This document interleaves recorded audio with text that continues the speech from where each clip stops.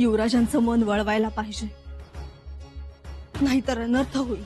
होईल तर दिलेर खान दिसतो तसा नाही, म्हणूनच काळजी वाटते.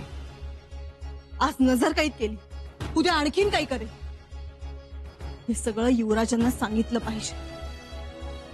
हवं पण सांगण्यासाठी युवराजांपर्यंत पोहोचायला तरी पाहिजे. का? काय अवघड आहे? तर अवघड तर आहे. तर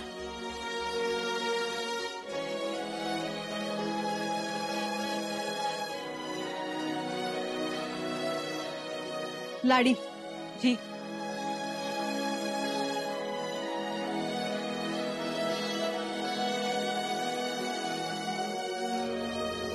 काय लाडी, एवढं दचकायला काय झालं?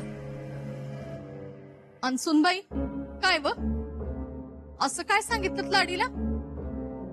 काही नाही धारात्या. लाडी, तू निघ.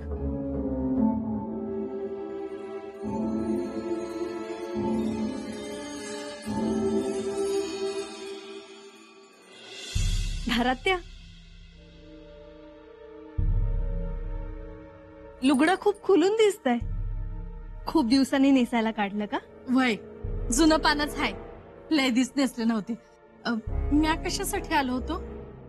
हा, भवानीबाई उठत्याल आता आणि मग दुडदुडू धावत येत्याल, बोबड्या बोलानी हाका मारत.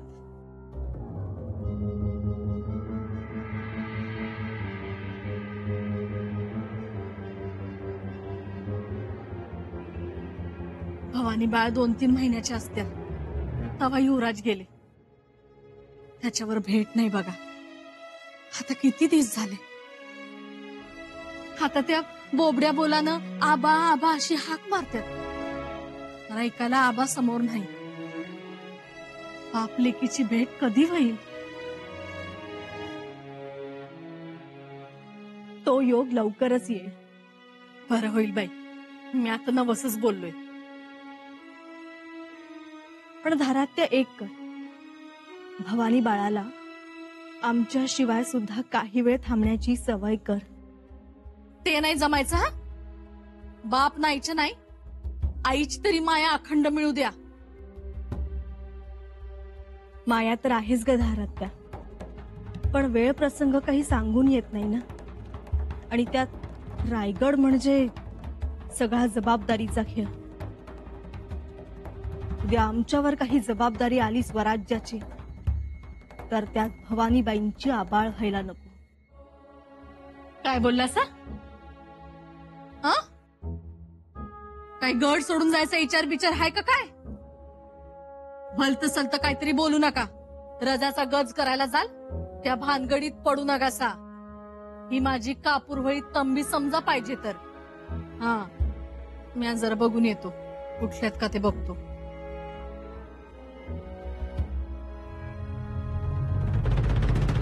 काही कानावर आलंय का? कुठं जायचंय का? नाही नाही, जबाबदारी येणार. भवानीबाईंना एकटं राहायची सवय करा असं म्हणालासा म्हणून विचारते. धारात्या तसं काही नाही. हे बघा, युवराज आणि रानू अक्कांचा घोर आहे तेवढा बास. आता बोललात ते बोललात, पुण्यांदा बोलू नका. सांगून ठेवतो.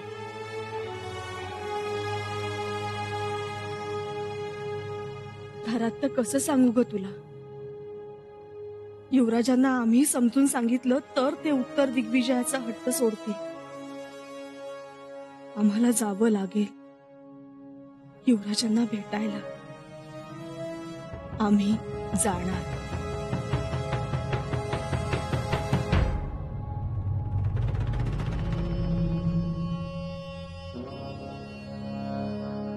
दादासाहेब त्या दिलेर खानास दिवसल्यासारखं होईल. आम्ही त्याला डिवचणार. तुम्ही त्याचा पाण उतारा केला करणार. पुन्हा पुन्हा त्याचा पाण उतारा करणार. आगीशी खेळताय तुम्ही.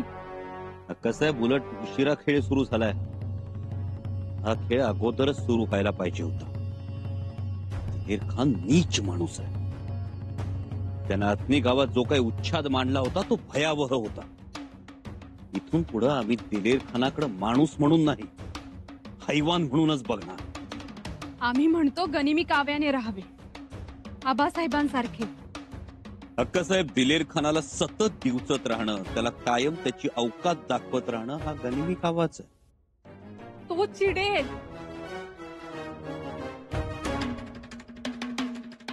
अक्कासाहेब घाबरलात? एक गोष्ट लक्षात ठेव, जोपर्यंत एखाद्याकडे संजीवनी वनस्पती असते, जोपर्यंत एखाद्याकडे लोखंडाला सोनं करणारा परीस असतो, तोपर्यंतच त्याला महत्व असते. त्याचप्रमाणे आम्ही आहोत म्हणून दिलेर खानाला किंमत आहे. आता आम्ही मोगल छावणीत आलो आहोत ते आमच्या राजकारणासाठी, पण दिलेर खान मात्र खुशारक्या मारतोय की त्यानं आम्हाला मोगल सल्तनतीत आणलंय. बापापासून बेट्याला फोडण्याच्या बढाया अमीर उमरावांकडे मारत फिरतोय तो, पण असलियत वेगळीच आहे. दादासाहेब, आपण त्याच्याच छावणीत राहत आहोत. आहोत त्याच्याच छावणीत आहोत, पण अक्कासाहेब दुसऱ्याचा विस्तव चोरून आणला म्हणून तो कोणी गवताच्या गंजीत लपवून ठेवत नाही ना. दिलेर खानानं नेमकं तेच केलंय. पुरेपूर जोखलंय आम्ही त्याला. जोपर्यंत दिल्लीचा आदेश येत नाही तोपर्यंत दिलेर खान आम्हाला बोट सुद्धा लावू शकत नाही. तेवढ्या वेळात आम्ही बंडाची वाट पेटवून धमाका करणार. एकतर हे बंड शमवण्यासाठी शहजाद्याला इकडे यावं लागेल, नाहीतर आम्हाला बोलावून घ्यावं लागेल. होईल, तसंच होईल. परंतु आता परिस्थिती बदलली, धोका वाढलाय. नाही म्हटलं तरी तो दिलेर खान बिथरलाय. म्हणून आम्हाला असं वाटतं की उत्तर दिग्विजय थोडा थांबवावा. अक्कासाहेब, ध्येयाजवळ पोहोचून मागं फिरल्यासारखं होईल ते. मागं फिरलो तरी जाणार कुठं? रायगडावरून अजून काहीच खबर नाही. इथे तर अजूनही आमचे निवाडे होतात. जर काही ठोस निरोप आला तरच माघारीचा विचार करू, अन्यथा आम्ही मागे हटणार नाही. मुळात संभाजी मागे हटण्यासाठी नाहीच. सुनबाई, मातोश्री, काय झालंय? कुठे काय नाही. भांबावून गेलाय? नाही तर नाही, समोर आलोय आम्ही तरी मुजरा केला नाही. अगं बाई, अहो, नाही म्हणजे आम्ही म्हणालो म्हणून लगेच करायलाच हवं असं नाही, पण आजपर्यंत असं कधी झालं नाही म्हणून बोललो. मातोश्री, आमचं मन स्थिर नाही. युवराजांची खूप काळजी वाटते. अतीतही खूप खडाजंगी झाली. दिलेर खान डूब धरून तर बसला नसेल ना? म्हणतात ना, मन चिंती ते वैरी न चिंती. येतात मनात विचार. तेच झालंय आमचं. पण तुम्ही कुठे निघाला होता तसं लगबगीने?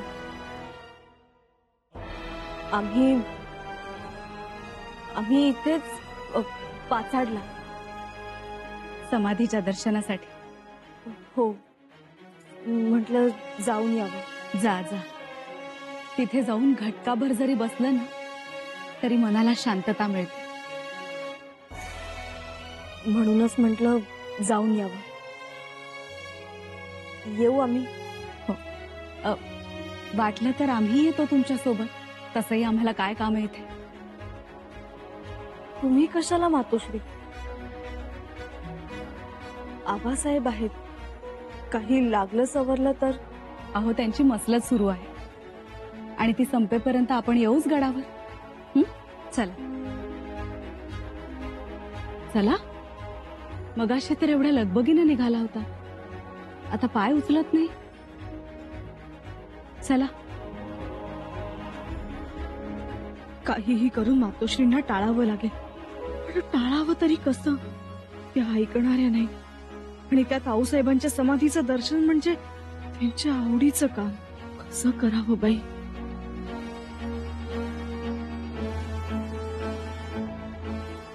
सुनबाई काय झालंय?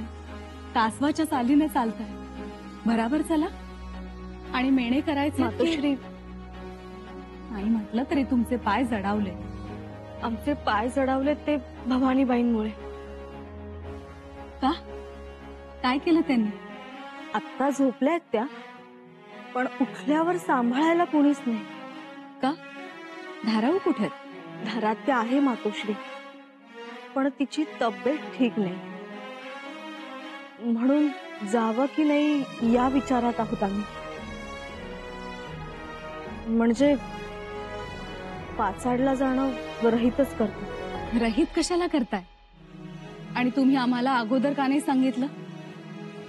म्हणजे निघताना नाही वाटलं काही, पण काळजी वाटत असणार. वाटणारच. प्रत्येक आईचं तसंच असतं. मन मारावं लागतं बाळाच्या सुखासाठी. पण तुम्ही तसं नका करू. म्हणजे जायचंच. जायचं, पण तुम्ही एकट्यानेच जायचं. आलंय की नाही मनात तुमच्या? जाऊन या, दर्शन घेऊन या. आणि भवानीबाई? आम्ही आहोत ना. तुम्ही जा, नका काळजी करू. येतो आम्ही.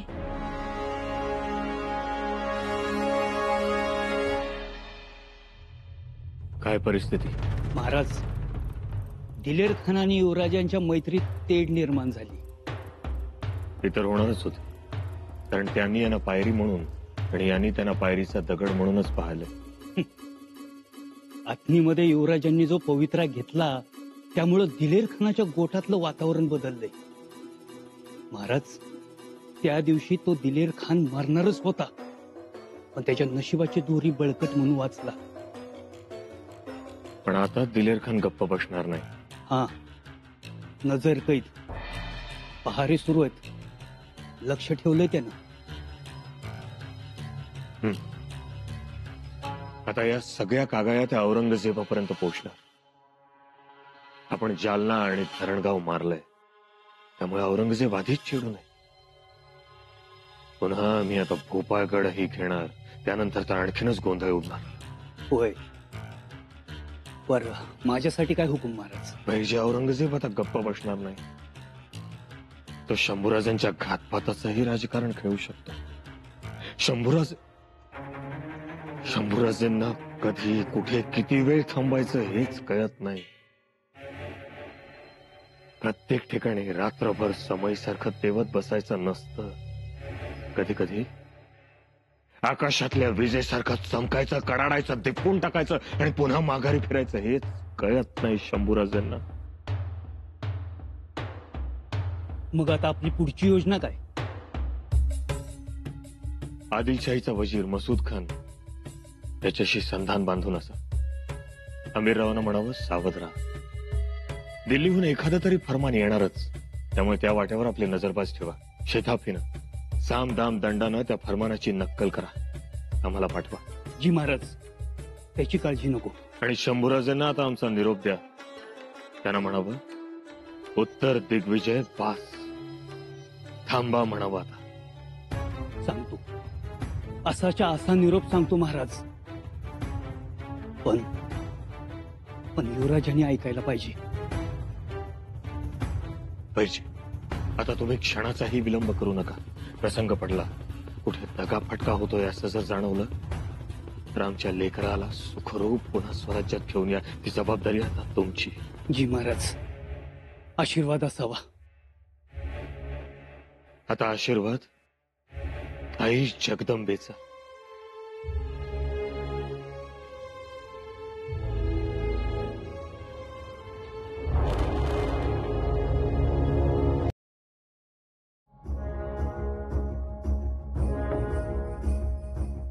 तातडीनं बाहेर पडायला हवं.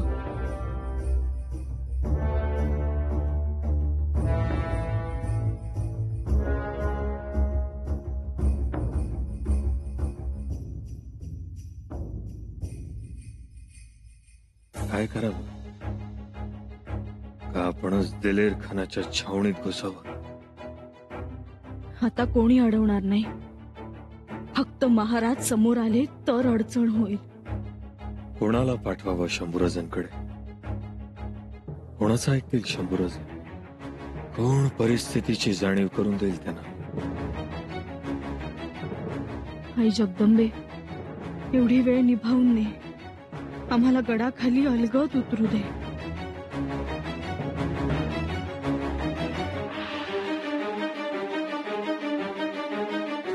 काय करूया? घातपात होऊ नये. शंभूराजांना कसं समजवावं? परिस्थिती चिघळली असं वाटतंय.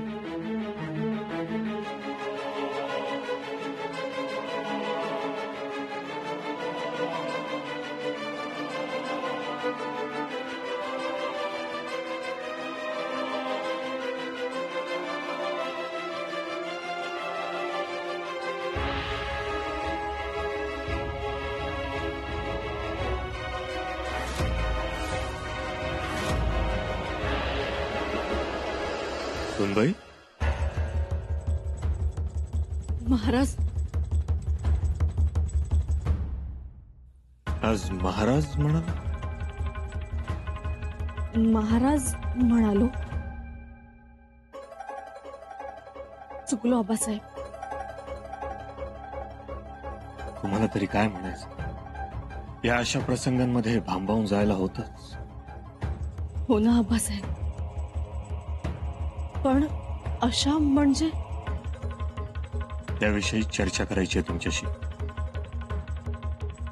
आत्ता? तुम्ही भेटलात हे बरंच झालं, नाहीतर तुम्हाला बोलावणं पाठवणारच होतं. आबासाहेब, आम्ही म्हणजे? आम्ही काहीही ऐकणार नाही.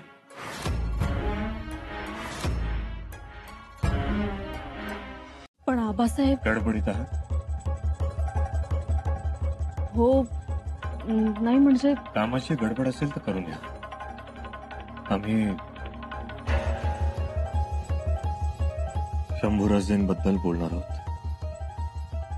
हो, आम्ही त्याचाच विचार करत होतो. त्याच विषयी चर्चा करायची, कारण आता निर्णय घेतलाच पाहिजे. सुनबाई, तो दिलेर खान रोहिला पठाण आहे. शिवाय पुरंदरच्या वेळी आम्ही त्याचा अनुभव घेतलेलाच आहे. त्याला ज्या वेळेला हे कळेल की शंभूराजेंनी त्याला चारी मुंड्या चीत केलंय, तेव्हा तो एकदम टोकाचा निर्णय घेणार. हो ना महाराज, आणखी काही महत्वाचं बोलायचं होतं. या.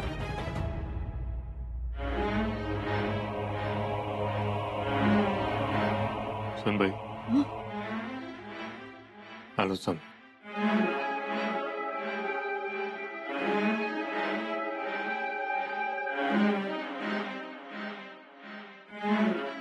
क्षमा करा आबासाहेब आम्हाला. आम्ही पहिल्यांदा मर्यादा ओलांडत आहोत, पण अमर्याद युवराजांसाठी पहिल्यांदा धाडस करत आहोत. मूर्तिमंत धाडसासाठी कुणालाही न सांगता निघणं योग्य नाही हे आम्हालाही कळतंय. पण आम्ही युवराजांसाठी जाणार आणि जायलाच हवं. आम्हाला युवराजांचं यश कलंकित होऊ द्यायचं नाही. स्वराज्याच्या सुखासाठी जर ते बदनामी ठरत असतील तर ती बदनामी आम्ही रोखू. आम्हाला ठाऊक आहे आबासाहेब, दिलेर खानाच्या छावणीत जाणं म्हणजे कदाचित मृत्यू. पण आमच्या मरणाने जर युवराजांच्या ध्येयासाठी वाट मोकळी होणार असेल तर ते मरण मान्य आहे आम्हाला. क्षमा करा आबासाहेब, आम्ही नाही थांबू शकत आता. एका नवऱ्याची पत्नी म्हणून चाललोय, फक्त युवराजांसाठी चाललोय. आशीर्वाद द्या.